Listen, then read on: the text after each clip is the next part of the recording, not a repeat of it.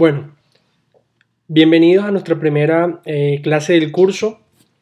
El día de hoy vamos a discutir acerca de la administración de la cadena de suministro. Esto es básicamente una introducción a los principales procesos y, digamos, conceptos asociados a la gestión de cadenas de suministro o a la logística, como algunos otros autores lo pueden llamar. Entonces, empecemos con la definición básica de qué es una cadena de suministro. Bueno, básicamente una cadena de suministro es una red. De hecho, eso es una discusión interesante en la literatura. Algunos hablan de cadena, otros dicen que en vez de cadena hablamos de redes. Ahora vamos a discutir esa parte.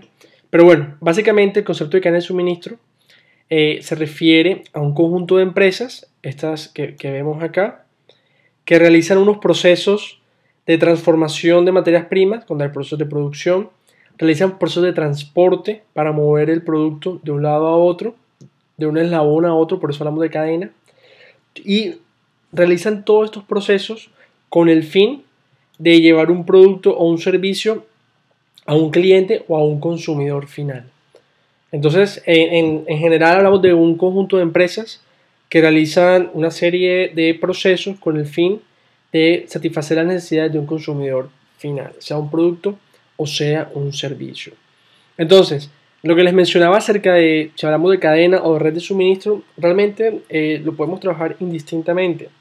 Sin embargo, la diferencia se hace porque cadena, algunos autores dicen que suena como algo lineal, donde nada más existen una empresa por cada eslabón. ¿Cómo así eslabón? Quiero que vean por favor que en esta cadena de suministro tenemos un eslabón de los detallistas. Esto puede ser, por ejemplo, una tienda que está en la esquina de la casa de ustedes. Se puede considerar un detallista. Podemos tener el eslabón de mayorista, el eslabón de distribuidores, el eslabón de fabricantes, e incluso se pueden agregar eslabón de los proveedores. Y dentro de cada eslabón podemos tener varios nodos. ¿Cómo así? Por ejemplo, en este eslabón de distribuidor se puede dar el caso de que existan varios distribuidores de ese producto.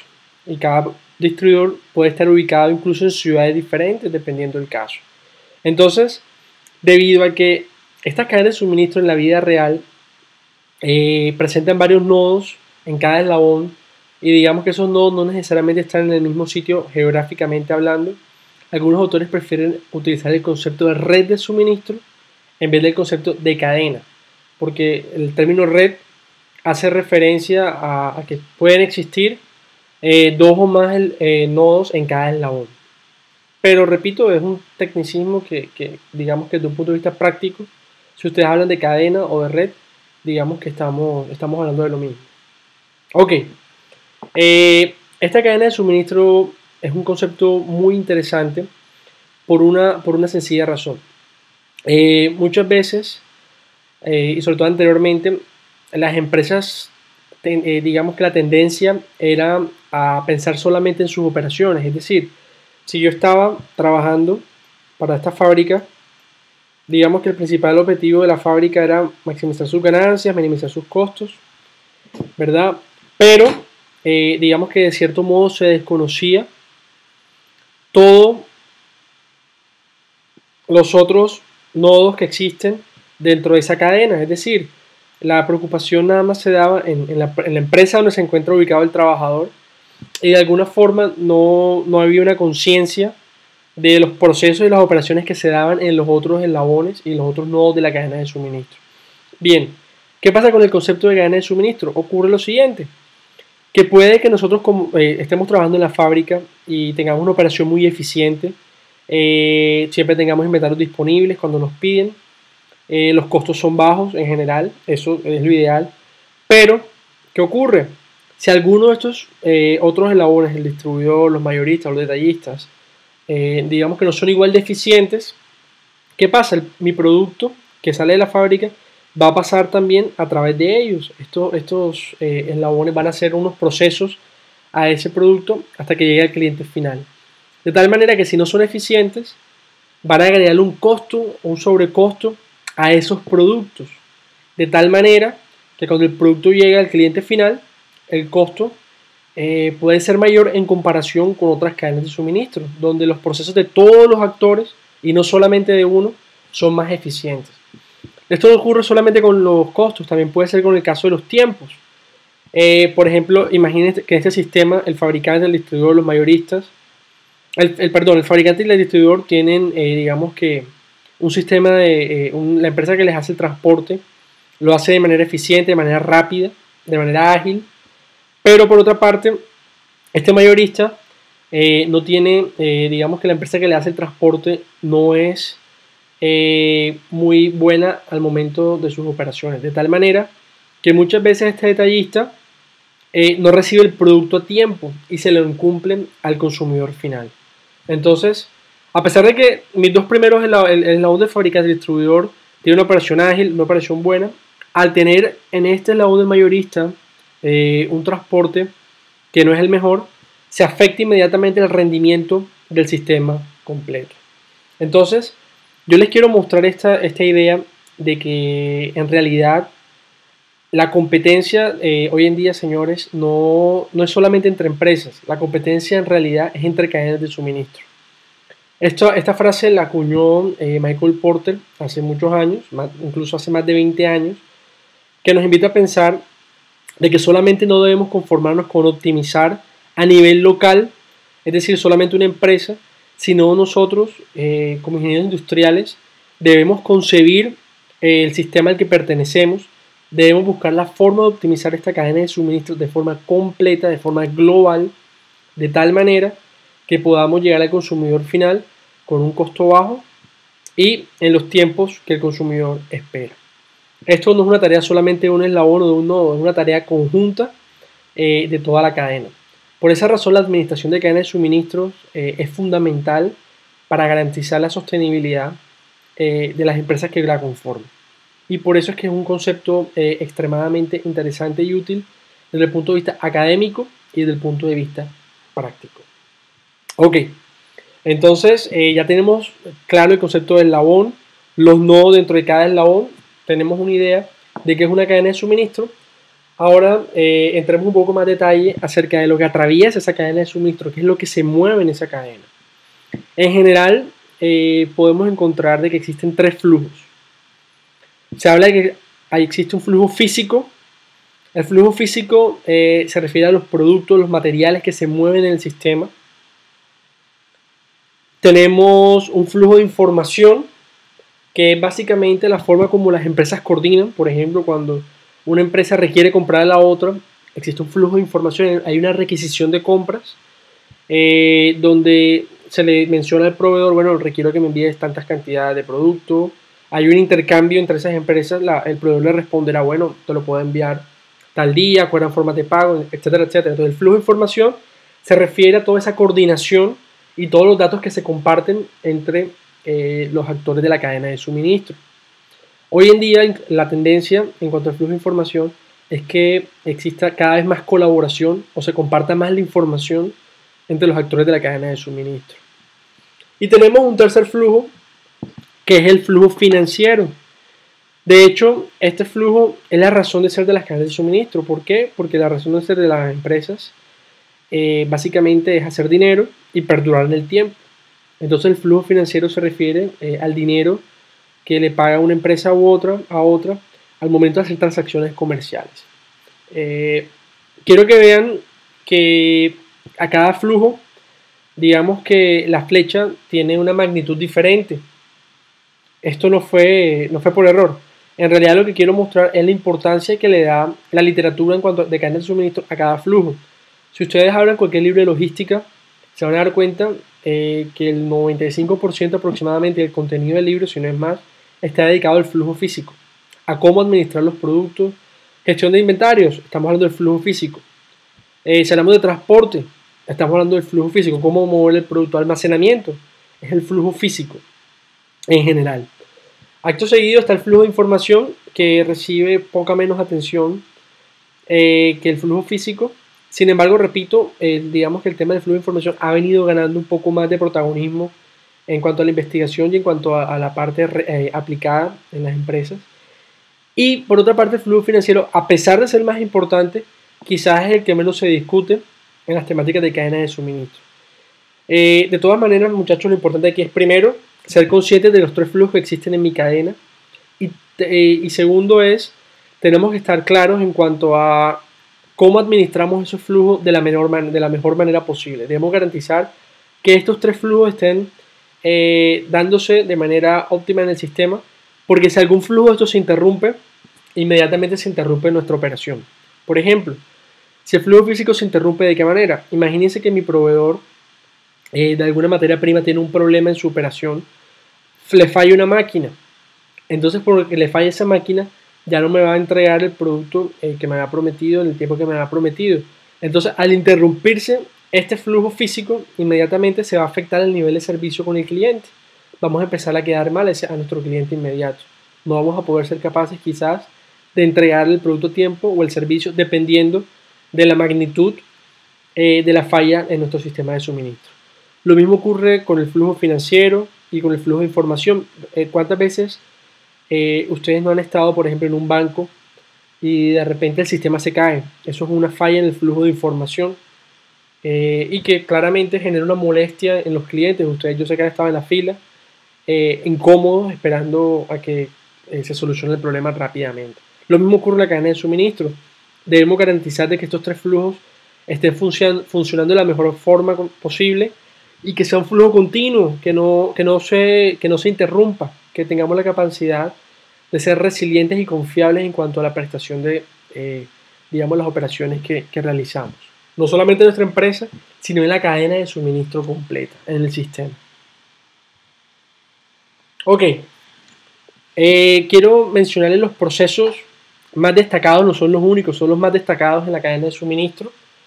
Esto es lo bonito de la ingeniería industrial, que quizás es una profesión que tienen en cuenta gran parte de los procesos que se desarrollan dentro de la cadena de suministro. Nos da una visión global de nuestra empresa y del sistema al que pertenece nuestra empresa. Quizás me atrevo a decir que es de las profesiones que tiene una visión más estratégica del sistema. Muy bien, entonces vamos a discutir los diferentes procesos que tenemos en nuestra cadena. En primer lugar está la gestión de compras. Esa gestión de compras, digamos que se refiere básicamente a, primero, decisiones del tipo ¿a quién le compro? Una selección de proveedores. Debemos establecer un criterio. Voy a comprar de acuerdo a costos, voy a comprar de acuerdo a calidad, voy a comprar de acuerdo a la rapidez de ese proveedor para abastecerme, la confiabilidad de ese proveedor para abastecerme, qué tan confiable es decir, yo le hago unos pedidos, si los entrega a tiempo, la confiabilidad del producto, que está muy asociada a la calidad también. En la gestión de compras, además de la selección de proveedores, tenemos decisiones de cuándo comprar, por ejemplo. Entonces, digamos que es un proceso vital para el abastecimiento o el reaprovisionamiento de los insumos que requiere nuestra organización para poder funcionar. El transporte y distribución se refiere básicamente a coordinar todas las operaciones que requiero para poder llevar el producto que vendo hasta mi cliente final. En el transporte se tienen varias decisiones, empezando primero por qué empresa de transporte contrato, o si por el contrario debo utilizar una flota propia de vehículos, debo hacer esa inversión, quizás a un largo plazo sea una mejor inversión, depende de la operación de la empresa. En cuanto al transporte y distribución, también tenemos el tema del ruteo. ¿A qué se refiere el ruteo? Básicamente, quiero que piensen en Barranquilla. Imagínense que nuestro centro de distribución está ubicado en el centro de la ciudad. Este es nuestro centro de distribución. El centro de distribución lo podemos denotar de varias formas en general. Ustedes pueden encontrarlo como CD, un centro de distribución, o incluso algunos autores lo llaman un CEDI, CEDI. En ambos casos significa lo mismo, centro de distribución. Entonces, estamos ubicados en el centro de la ciudad, en el centro de Barranquilla. y tenemos diferentes ciudades, diferentes clientes dentro de la ciudad. Algunos ubicados en el norte, otros ubicados en la parte sur de la ciudad, etcétera, etcétera. Cada punto que estoy marcando se refiere a mis clientes. Ok. Entonces, el ruteo, cuando hablamos de distribución, hablamos de ruteo, se refiere básicamente a encontrar la secuencia en la que debo visitar los clientes de tal manera que minimicemos la distancia recorrida. Es decir, sabiendo que el camión debe venir aquí al centro de distribución para hacer el cargue, después yo debo determinar cuál es la ruta óptima para que ese camión visite los clientes de tal forma que se minimice la distancia recorrida o se minimice el tiempo de distribución, que muchas veces están directamente relacionados. Entonces, repito, el ruteo básicamente es diseñar estas rutas. Ahora, muchos casos vamos a ver que las empresas tienen muchos clientes en la ciudad, puede que tengan 200 clientes, piensen en empresas de consumo masivo, por ejemplo, alimentos, tienen que abastecer muchas tiendas en toda la ciudad, más de 1000 tiendas quizás. Entonces es el caso que no tienen una sola ruta, sino que pueden tener 20 rutas o más rutas. Una empresa como Coca-Cola, por ejemplo, puede tener perfectamente más de 30 rutas en Barranquilla, sin incluir las poblaciones. Entonces cada ruta hay que planearla, hay que balancearla, hay que garantizar que, digamos que los clientes que se van a visitar, la mercancía que se va a entregar no excede la capacidad de los vehículos que tenemos. En fin, entonces el transporte, señores, se encarga de tomar ese tipo de decisiones, diseño de rutas, si utilizamos camiones propios o no. Ahora también no solamente hay distribución en la ciudad, también cuando hacemos un transporte masivo entre ciudades, cuando tenemos un cliente en otra ciudad, es otra decisión también. Ahí hablamos de consolidación de transporte. ¿Será que sale mejor utilizar una empresa de transporte reconocida y pagar el paqueteo? O yo, digamos, llenar un vehículo completo con mercancía y pagar el viaje en vez de pagar solamente el peso de lo que voy a enviar. Entonces, esas decisiones, digamos que nos atañen a nosotros como ingenieros industriales y se encuentran enmarcadas en cuanto al transporte y distribución. No son las únicas, también está el tema de cuando estamos exportando, por ejemplo, o importando, cobra un poco más vigencia el tema de lo que son los modos de transporte, el modo terrestre, el modo aéreo, utilizar las vías férreas si se puede hacer, como las empresas de carbón, por ejemplo, en el país. En fin, en cuanto a transporte, hay una gran variedad de decisiones que debemos tomar. Muy bien, ahora, en cuanto al almacenamiento, se refiere a dónde vamos a guardar nuestras mercancías. Este mismo centro de distribución que utilicé en el ejemplo anterior, yo debo decidir varias cosas. Primero, dónde lo ubico. Segundo, ese centro de distribución por dentro, yo debo realizar lo que se llama la microlocalización, o básicamente es la ubicación de estanterías.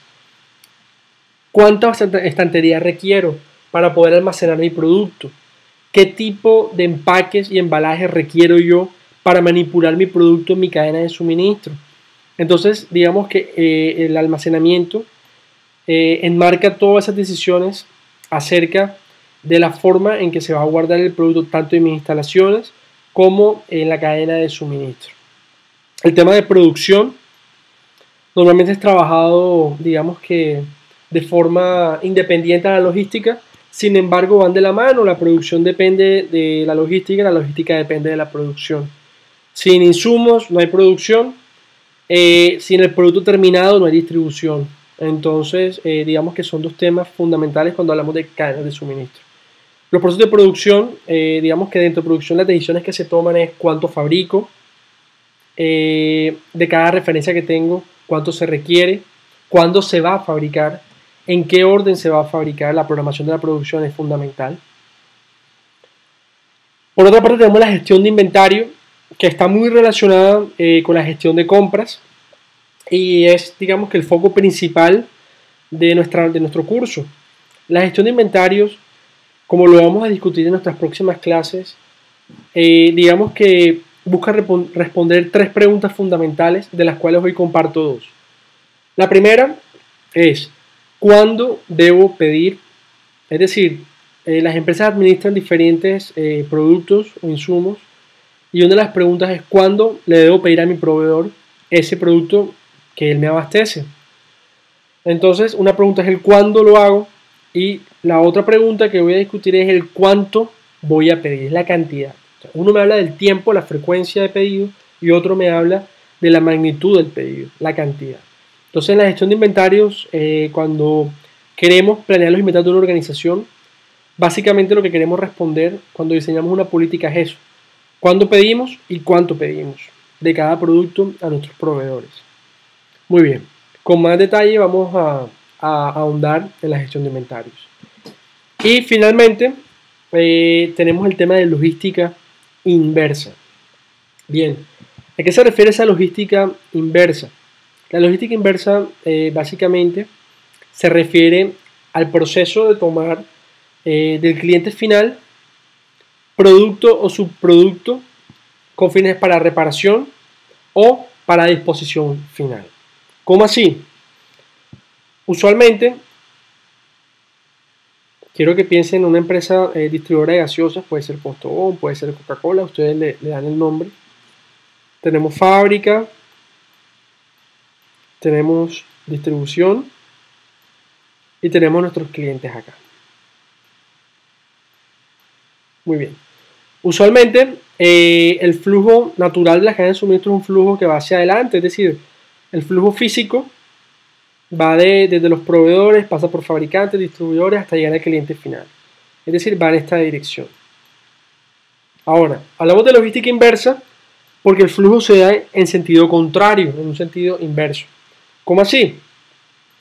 En el caso de estas empresas de bebidas como gaseosas o incluso bebidas alcohólicas, estos clientes finales, digamos que muchas veces deben devolver el envase, las canastas, para que sean reutilizadas en la operación.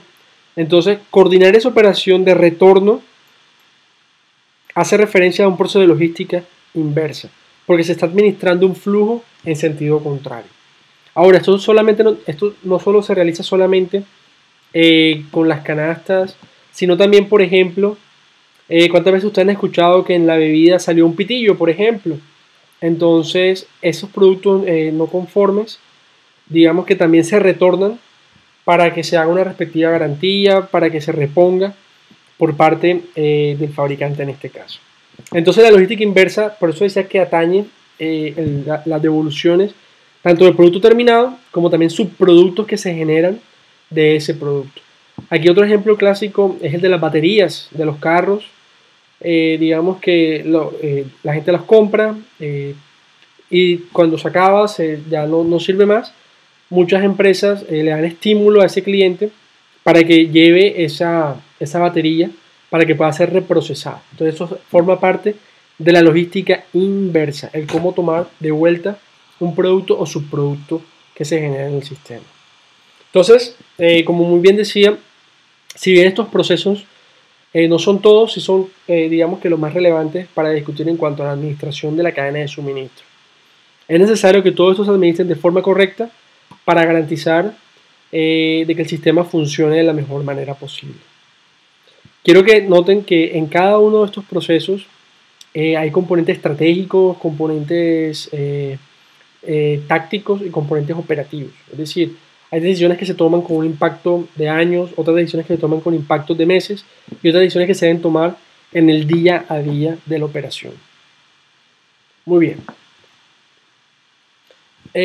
Un tema muy importante, o ustedes van a escuchar mucho, es autores buscando hacer diferencias entre la logística y la administración de la cadena de suministro.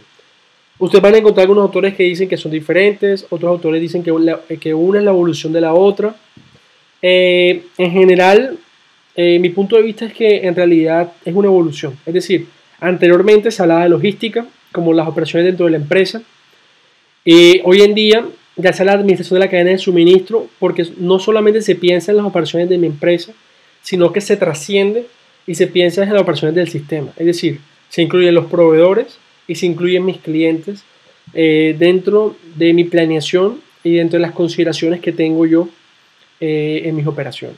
Entonces, siempre que nos hablen de administración de la cadena de suministro logística, siempre quiero que se imaginen todas las operaciones, todos los procesos que hemos discutido: compras, inventarios, transporte, todo el tema de producción, el tema de coordinación de operaciones, no solamente de mi empresa, sino también de los actores o de los otros eslabones del sistema. En eso consiste la administración de la cadena de suministro, en gestionar esos procesos, en coordinar los flujos que mencionamos, flujos físicos, flujos de información, flujos financieros. Eso forma parte de la administración de la cadena de suministro. Eso sí, con un objetivo en mente.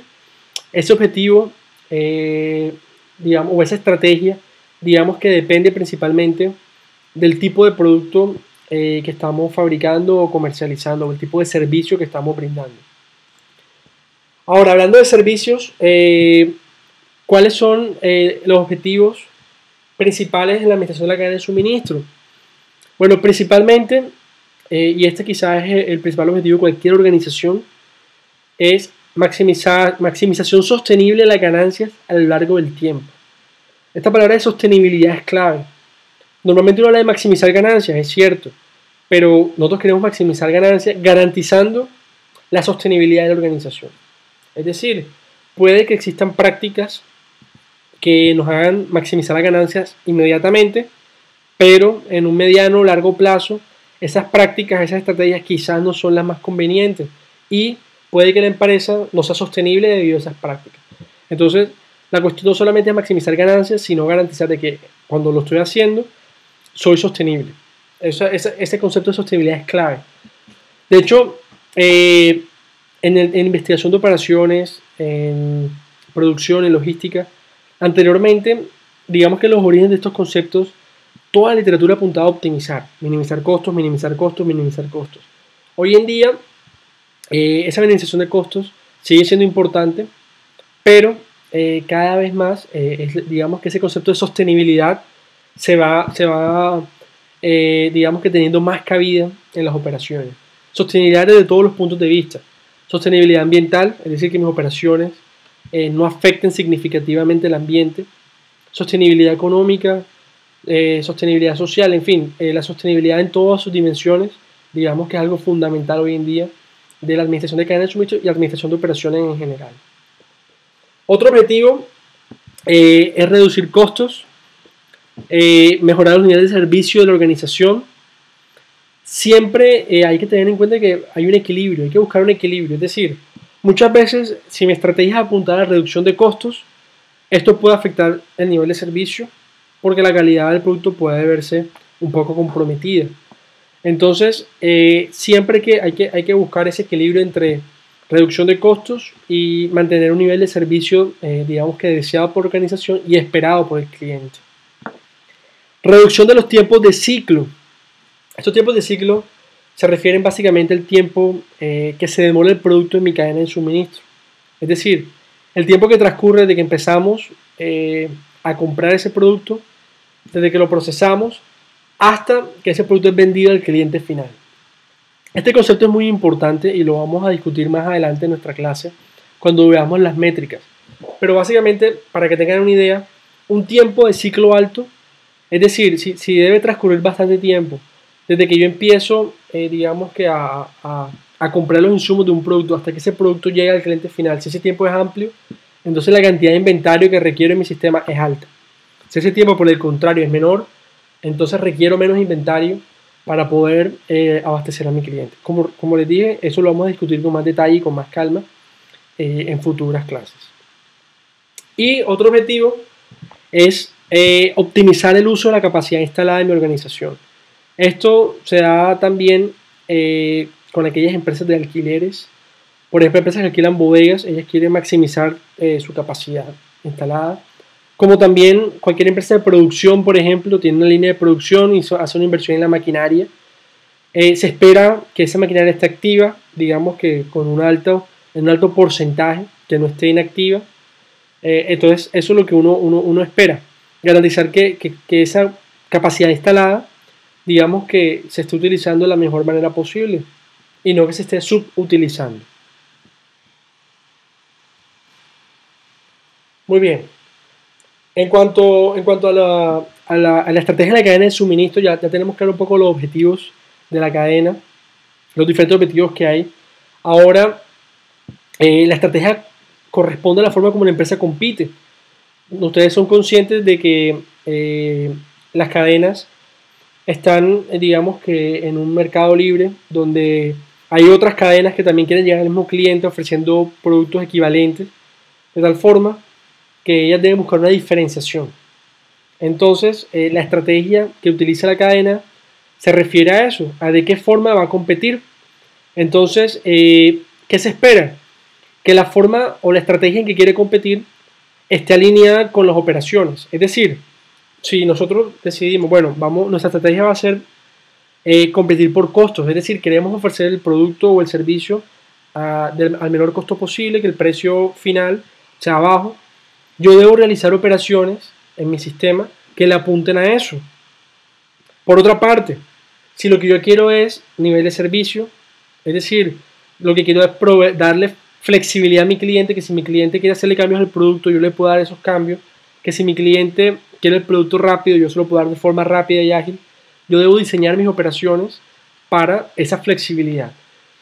Lo que ocurre muchas veces es que las empresas quieren, digamos, que hacer todo el tiempo, y por hacer todo el tiempo no hacen nada, es decir, no se diferencian. Entonces, si yo quiero tener una ventaja competitiva con respecto a las otras empresas, las otras cadenas de suministro, debemos garantizar de que la estrategia que queremos, la estrategia planteada, en realidad está respaldada por las operaciones que realiza la empresa. Para ver esto un poco más, vamos a discutir la metodología de los triángulos. ¿A qué se refiere esta metodología de los triángulos? Bueno, básicamente vamos a utilizar dos triángulos, un triángulo absoluto y un triángulo relativo. Ya les voy a aclarar un poco a qué se refiere el tema de triángulo absoluto y el tema de triángulo relativo. Pero inicialmente, lo que les quiero mostrar es este triángulo, lo que simboliza. Muy bien. En el triángulo tenemos tres puntas, donde cada punta básicamente es una estrategia a la que le puede apuntar la organización. Entonces, empezamos con la punta izquierda. Tenemos la eficiencia. Yo quiero que ustedes perciban la estrategia de eficiencia básicamente como costos, minimizar costos. Es decir, si una empresa quiere ser eficiente, tiene que ser productiva, es decir, utilizar al máximo los recursos que tiene para garantizar de que los costos sean bajos. Se debe garantizar de que los costos en todo el sistema, en toda la cadena de suministro, sean bajos, estén controlados, de tal manera que podamos ser eficientes. Muy bien, ahora, ¿qué tipo de industrias caen dentro de la eficiencia? Quiero que ustedes perciban como industrias que le den apuntar a la eficiencia o que se encuentran ubicadas en la zona de eficiencia, es decir, que apuntan de esta parte del triángulo, empresas de consumo masivo, es decir, empresas que fabrican productos tipo alimentos. Quiero que piensen en las grandes superficies, Almacenes Éxito, Carulla. Digamos que ellos no diferencian el producto en sí, simplemente son unos distribuidores o los que fabrican, por ejemplo, hablemos de empresas del sector lácteo, Colechera, Alpina, hacen un producto poco diferenciado uno del otro. Entonces, gran parte digamos que de lo que ellos le apuntan es a la eficiencia. Por otro lado, tenemos la esquina superior de nuestro triángulo, ya no es de eficiencia, sino de respuesta al cliente. Quiero que ustedes asocien esta esquina de acá con empresas que la eficiencia no es la prioridad. Claro que hay que ser eficientes, pero no es la prioridad. Las empresas que le apuntan en respuesta al cliente, su prioridad es la flexibilidad. Es decir, se ajustan a las necesidades del cliente. Flexibilidad en la producción. Es decir, son empresas que quizás deben estar cambiando permanentemente de productos. Por ejemplo, quiero que piensen en empresas de tipo tecnológicas para estar enmarcadas acá. Fabricantes de computadores, de celulares, están permanentemente cambiando productos. Entonces sus sistemas de producción deben ser lo suficientemente flexibles para poder adaptarse rápidamente a esos cambios y llevarle al cliente. Todo el tema de la moda, permanentemente están lanzando nuevas colecciones y la prioridad, repito, es principalmente la respuesta al cliente. Por otra parte tenemos la esquina derecha, está el tema de utilización de activos. Esta estrategia está más relacionada con aquellas empresas que, digamos que la actividad principal de ellas está basada en la utilización de sus activos. Por ejemplo, en las aerolíneas. Ellos tienen un número de aviones y digamos que la ganancia de la aerolínea está dada porque también, digamos, utilizan esos activos o esos aviones que tienen disponibles. Empresas de alquiler de maquinaria, por ejemplo, también digamos que tienen unos activos que son los equipos que ellos prestan. Entonces su utilidad, su ganancia se da en qué tan bien o qué tan buenos son al momento de alquilarlos. Aquí también caen las empresas que alquilan bodegas. En fin, la utilización de activos se refiere básicamente a eso, a empresas que tienen una serie de activos y que desean maximizar su, digamos que, utilidad, su utilización. Muy bien, entonces tenemos, ya saben, en este triángulo 3 puntas, 3 esquinas. La primera que mencionamos habla de eficiencia o costos, quiero que lo asocien así. La segunda habla de respuesta al cliente, quiero que la asocien a flexibilidad, tiempos de respuesta rápidos, variedad de producto. Y la tercera habla de empresas que tienen, digamos que una cantidad de activos que quieren maximizar su utilización.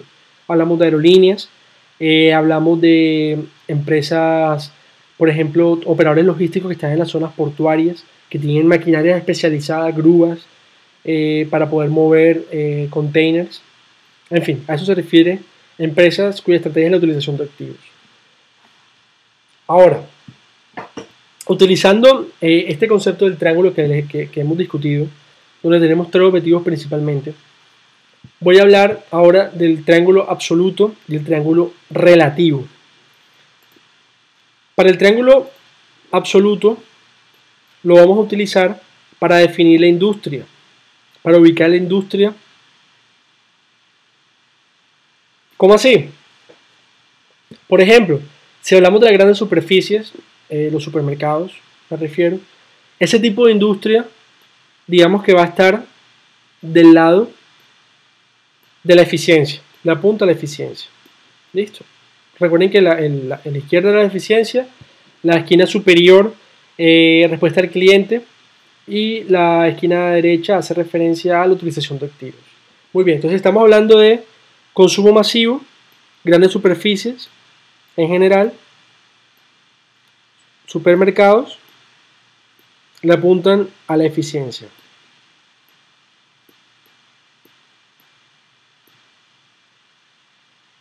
Ok, aquí tenemos los supermercados. Muy bien, señores, corresponde nuestro triángulo absoluto. En el triángulo absoluto ubicamos la industria. Entonces, la industria de supermercados, por ejemplo, estas empresas van a estar ubicadas en este sector del triángulo. Si yo hablo de empresas, como les mencionaba, tecnológicas, más específicamente hablemos de fabricantes de computadores. Esa industria va a apuntarle principalmente a esta esquina del triángulo, a la parte de innovación, a la parte de tiempos de respuesta rápida, a la parte de flexibilidad. ¿Listo? Entonces aquí tenemos a los fabricantes de computadores.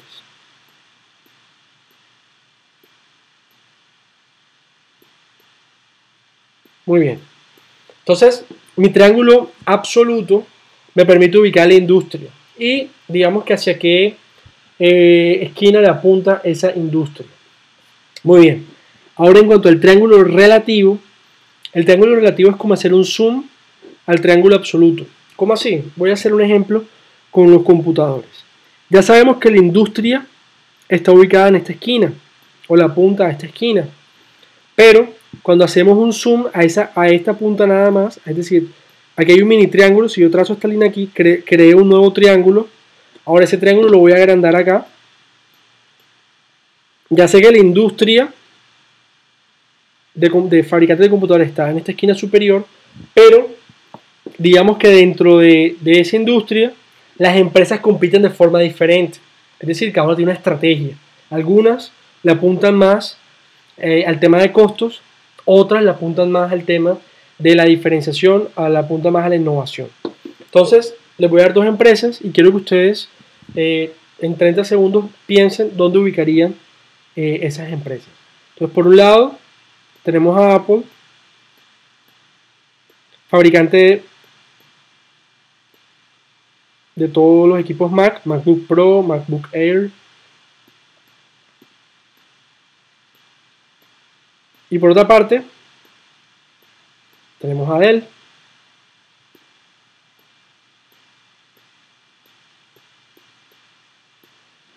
Entonces, la pregunta mía es, bueno, en este triángulo relativo, porque repito, es el zoom de este pequeñito de acá.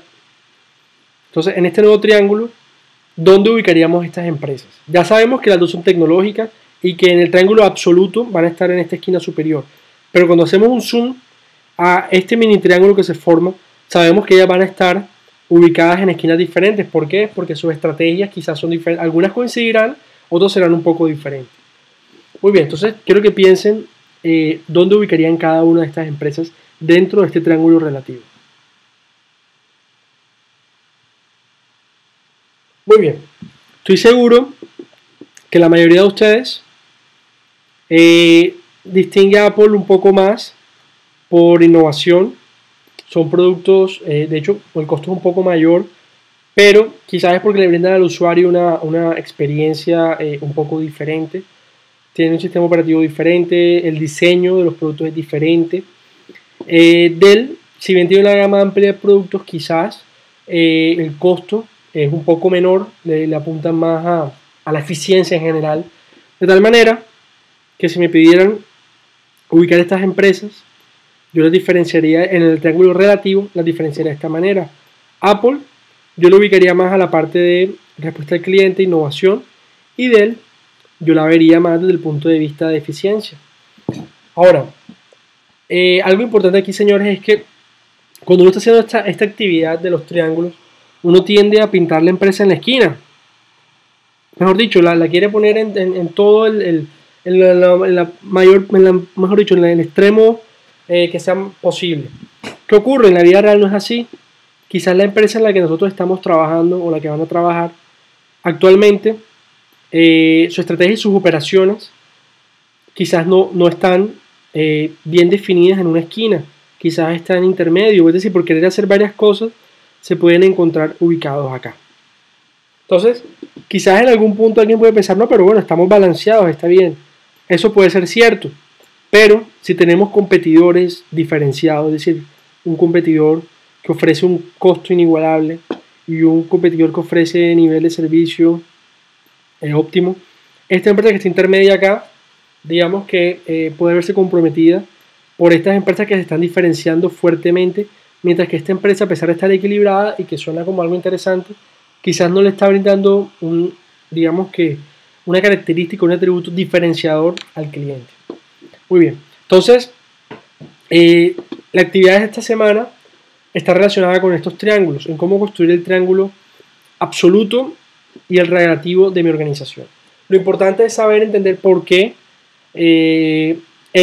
porque estoy ubicando cada empresa donde la estoy ubicando.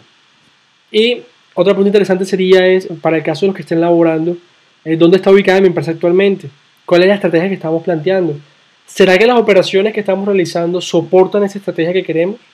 Si no lo están haciendo, ¿qué debemos hacer para poder hacerlo? Eso sonó redundante. Pero ¿qué hay que hacer para que se pueda lograr? Muy bien. Entonces paso a la asignación número 2, donde básicamente deben hacer un triángulo absoluto, un triángulo relativo. Debe cada uno de ustedes de forma individual seleccionar una industria. Una vez tengan la industria, van a hacer el triángulo absoluto donde ubican la industria. Y después, dado que está ubicada la industria, hacen un triángulo relativo donde deben ubicar 3 empresas de esa industria. No importa que sean empresas nacionales o pueden ser internacionales. Importante, deben justificar todo. Es decir, por qué están ubicando la industria en la esquina que la están ubicando. Justificar cómo las operaciones de la empresa le apuntan a la esquina que ustedes vayan a ubicar en el relativo. Para eso les voy a pedir que me envíen en un archivo de Word en 500 palabras, hagan los gráficos y en 500 palabras expliquen la decisión de por qué ubicaron la industria donde lo ubicaron y las 3 empresas en el triángulo relativo por qué las ubican donde están. Entonces, esta asignación tiene 2 partes. Primero, que hagan envío de un archivo, puede ser en Word, en PDF, con 500 palabras mínimo, donde me expliquen los triángulos absolutos y relativos que ustedes decidieron hacer.